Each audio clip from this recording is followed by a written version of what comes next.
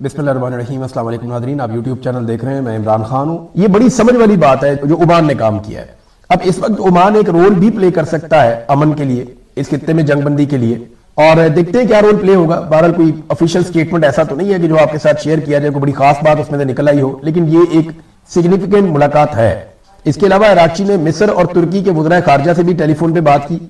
तुर्की के जो वज़ीर ख़ारजा है वो भी काफी एक्टिव है। उन्होंने ना सिर्फ इराक़ी से बात की बल्कि अमेरिका और पाकिस्तान से भी उन्होंने बातचीत की। तो मैं आपको बता रहा हूं कि जो ममालिक इस सारे सालसी के माहौल के अंदर बहुत ज्यादा सरगर्म है, उनमें पाकिस्तान है, तुर्की है, मिस्र है, ओमान है।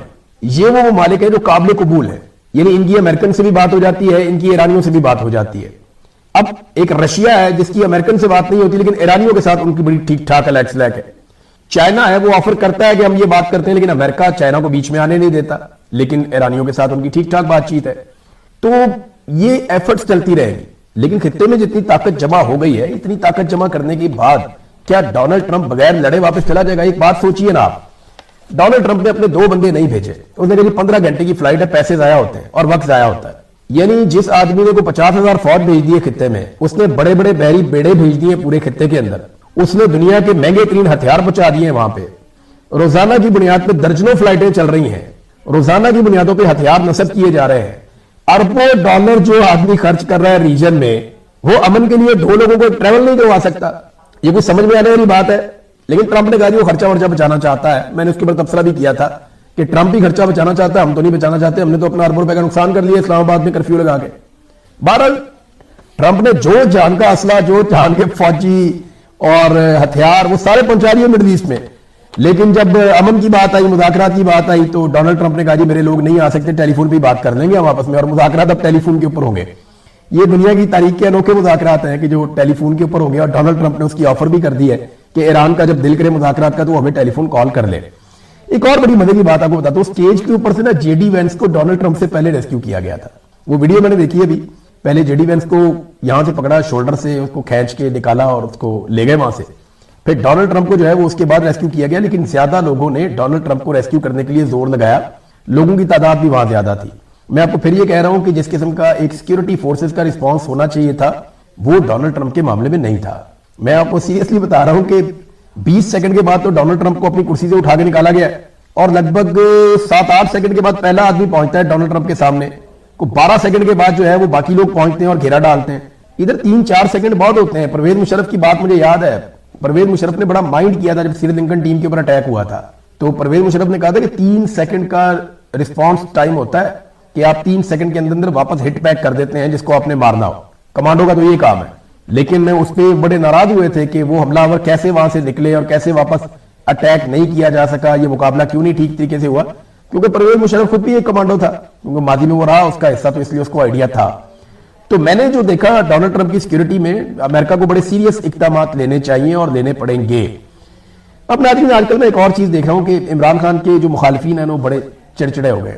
कोई यूट्यूबर्स को डांट देता है, कोई इससे लड़ पड़ता है, कोई उससे लड़ पड़ता है, कोई इंटरव्यू देते हुए लड़ पड़ता है, कोई उठ के चला जाता है, कोई गले पड़ जाता है, कोई गालियां दे देता है, कोई एयरपोर्ट पे लड़ पड़ता है, कोई कहां पे, समझ नहीं आ रही बेचारों को। चिड़चिड़े हो गए हैं क्योंकि इन्होंने सारा कुछ करके देख लिया, लेकिन ये आसिम मुनीर साहब की उम्मीदों पर पूरा नहीं उतर पा रहे। मकबूलियत इमरान खान की कम नहीं हो रही, और जितने लोग लॉन्च किए जा रहे हैं उनमें से किसी की भी मकबूलियत ज्यादा नहीं हो रही। देखिए मैं कुछ ज्यादा कहना नहीं चाहता, लेकिन 2 चीजें मैं बताऊं, हर चीज की एक कीमत होती है और वो आपको अदा करनी ही पड़ती है। सियासत जो है ना, ये बड़ी जालिम चीज है, इसमें आपको काफी बर्दाश्त पैदा करनी पड़ती है।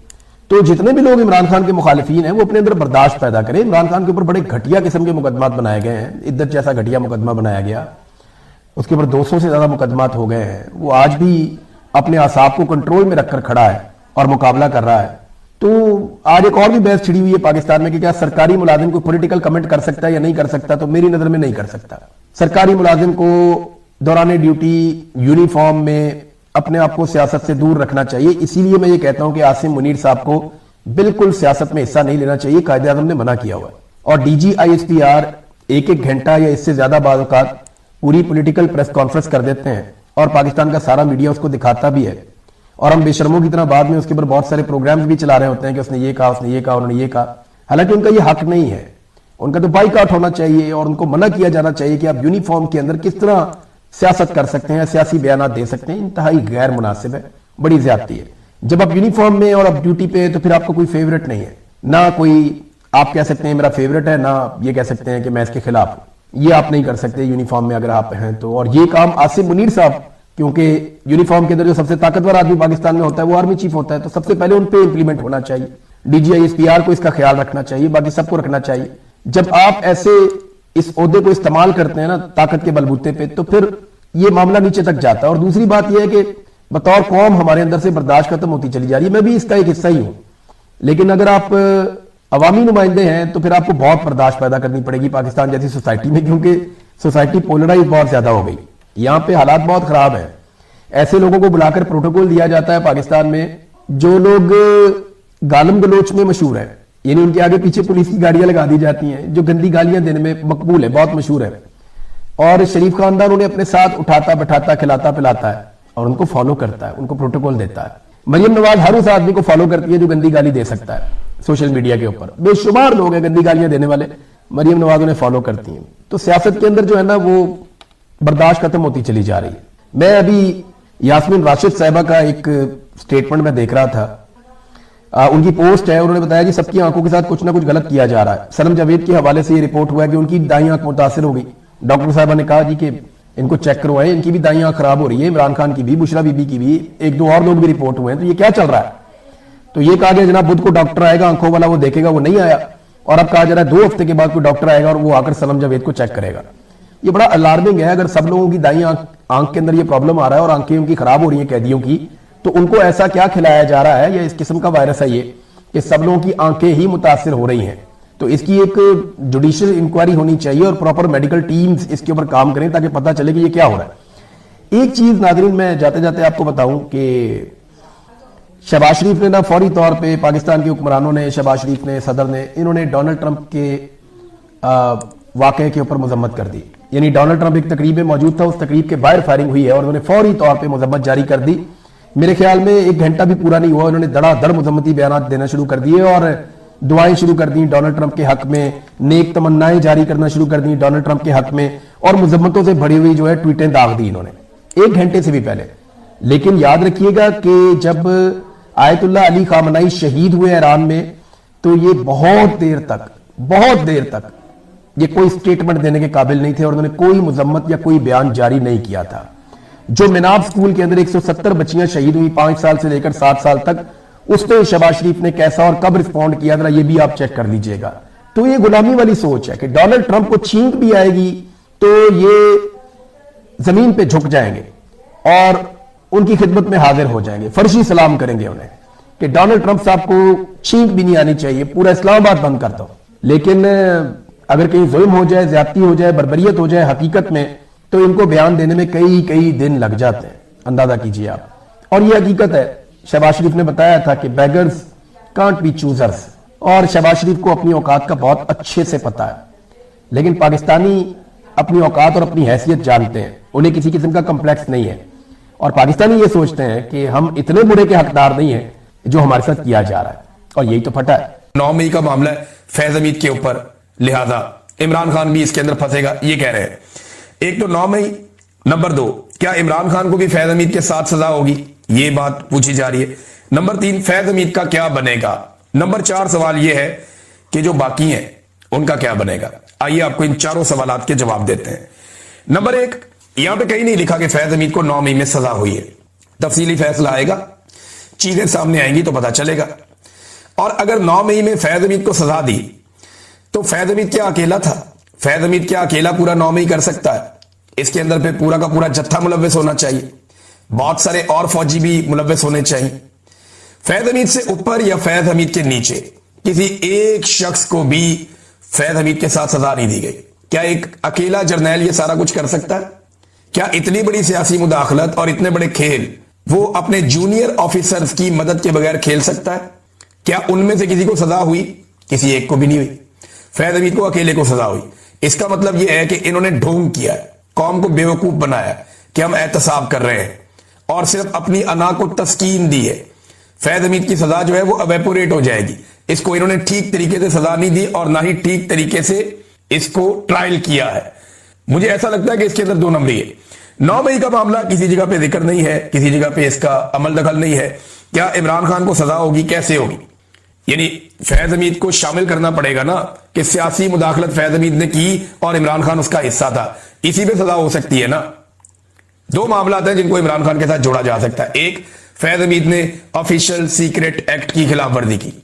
दूसरी सजा क्या हो सकती है कि फैज हमीद ने इमरान खान के साथ मिलकर सियासत की। यही बयानिया बनाया जा रहा है ना, ये दो चीजें। नंबर एक, सियासत में मुदाखलत के हवाले से जब ट्रायल के दौरान फैज हमीद और उसके वकील से यह कहा गया सियासत में मुदाखलत के हवाले से और इल्जाम सामने रखे गए, तो उन्होंने पूरी एक लिस्ट दे दी और उस लिस्ट के अंदर सियासतदानों के, सहाफियों के और दीगर लोगों के नाम थे। नाम मैं आपको अभी नहीं बता रहा क्योंकि मैं भी अंडर ओथ हूं, तो मैं कुछ चीजें आपको नहीं बताऊंगा जो मेरे सोर्सेज से मुझे पता चली है। तो सियासतदानों के नाम भी दिए, और याद रखिएगा एक पॉलिटिकल पार्टी नहीं, ये कई पॉलिटिकल पार्टीज, यानी जितनी भी पॉलिटिकल पार्टीज आपको नजर आती हैं जिनके नाम है पाकिस्तान में, उन सब पॉलिटिकल पार्टीज के नाम दिए फैज हमीद ने। बाकायदा लिखकर पूरी लिस्ट दी कि इन सियासतदानों को, इन सहाफियों को और इन लोगों को बुला लिया जाए और बुलाकर इनको इस ट्रायल का हिस्सा बनाया जाए। एक बंदे को भी नहीं बुलवाया गया। वो बार बार कहते रहे बुलाओ ना इनको, सियासत पे जो इल्जाम आप मेरे पे लगा रहे हैं कि मैंने सियासत की है तो इन सारों को बुला लो। लेकिन इन्होंने सियासत में मुदाखलत पे फैज हमीद को सजा देनी नहीं थी। ये बात आप फिर समझ लीजिए कि सियासत में मुदाखलत पे फैज हमीद को पक्की सजा देनी नहीं थी। इसमें फैज हमीद को निकालना था पाकिस्तान की एस्टेब्लिशमेंट ने, क्योंकि फैज हमीद से ज्यादा और घटिया सियासत तो जनरल बाजवा करता रहा। और ये मैं नहीं कह रहा, ये ख्वाजा आसिफ कह रहा है। ख्वाजा आसिफ ने कहा कि मैंने अपनी पूरी जिंदगी में इतनी सियासत नहीं की जितनी एक साल में मैंने जनरल बाजवा को सियासत करते हुए देखा। और उस वक्त जब रजीम चेंज ऑपरेशन हुआ और उसके बाद एक साल तक फैज हमीद डीजी आईएसआई के ओहदे पर नहीं था। उस वक्त डीजी आईएसआई के ओहदे पर नदीम अंजुम था और जनरल बाजवा पाकिस्तान का आर्मी चीफ था। ये लोग सियासत में मुदाखलत कर रहे थे, तो इन दोनों को किसी किस्म की कोई सजा नहीं हुई, इन दोनों को बुलाया नहीं गया। इनको बचाने के लिए और इनके बाद आने वालों को बचाने के लिए और इनसे पहले जाने वालों को बचाने के लिए फैज हमीद का केस इंतहाई कमजोर रखा गया। सिर्फ सियासत में मुदाखलत का एक लफ्ज इस्तेमाल किया गया। पूरी लिस्ट लिखकर दी थी नून लीग के लोगों की, पीटीआई के लोगों की, पीपल्स पार्टी के लोगों की, एमक्यूएम के लोगों की, फजलुर रहमान के लोगों की, हर बंदे की, कोई पॉलिटिकल पार्टी, आप नेम एनी पार्टी, सबका लिखकर दिया था कि जनाब इन सारों को बुलाएं, बुलाकर पूछे सियासत में कहां कहां पे किस किस ने मुदाखलत की। उसमें बहुत सारे जर्नैल और बहुत सारे पर्दा नशीन उसके अंदर फंसते थे। लेकिन उन सबको बचाने के लिए यह गोल मोल किस्म का जुमला जरूर शामिल किया गया, लेकिन बदकिस्मती से सियासत में मुदाखलत के मामले पे फैज हमीद पे सही तरीके से ट्रायल नहीं चलाया गया। अगर सही तरीके से ट्रायल चलाते तो कई जर्नैल लटक जाते, कई बंदे और इसके अंदर आ जाते, कई सियासतदान भी इसमें आ जाते और पाकिस्तान में अच्छा खासा सफाया हो जाता गंद का। लेकिन बदकिस्मती से यह नहीं किया गया। बाकी जर्नैलों के साथ क्या होगा? अच्छा, क्या इमरान खान को इसमें सजा हो सकती है? इसके लिए क्या इमरान खान को फौजी अदालत में ले जाएंगे? सवाल ही पैदा नहीं होता। वो मुल्क का साबिक वजीर आजम है और वजीर आजम को कोई सीक्रेट एक्ट ऐसे नहीं होता कि आप वजीर आजम के साथ आपने कोई चीज शेयर कर दी है। इमरान खान साहब पे एक साइफर वाला मुकदमा बनाया था, वो हाई कोर्ट ने उड़ाकर रद्दी की टोकरी में फेंक दिया। इसके अलावा उसके पल्ले और कुछ नहीं है, एक ही मुकदमा बन सकता था। और कौन सा ऑफिशियल सीक्रेट एक्ट है? क्या वजीर आजम को इन्फॉर्म नहीं किया जाएगा सीक्रेट मामला, तो किसको इन्फॉर्म किए जाएंगे? तो यह भी एक मजायका खेज बात है कि इमरान खान पे इस पे भी एक मुकदमा बन जाएगा।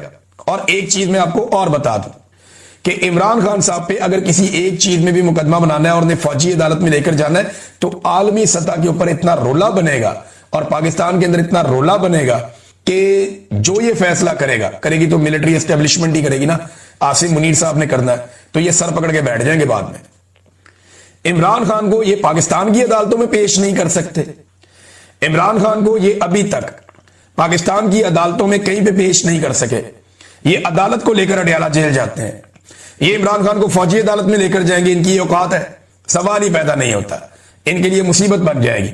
और फैज हमीद को इमरान खान के साथ जोड़ें तो तब ना, जब फैज हमीद ने पूरी लिस्ट दी है सियासतदानों की, लाओ इन सबको। फिर कब लाएंगे इन सबको? कैसे लाएंगे? तो इमरान खान पे ट्रायल होना है हाई कोर्ट में, सुप्रीम कोर्ट में या बाकी अदालतों में। बाकी अदालतों के अंदर हो सकता है। और अगर इस केस को उसके साथ जोड़ा गया तो पहले फैज हमीद के मामला को निपटाना पड़ेगा। अब फैज हमीद के पास ऑप्शन क्या है, पहले ये भी आप देख लें। एक तो ये है कि ये अपील में जा सकता है।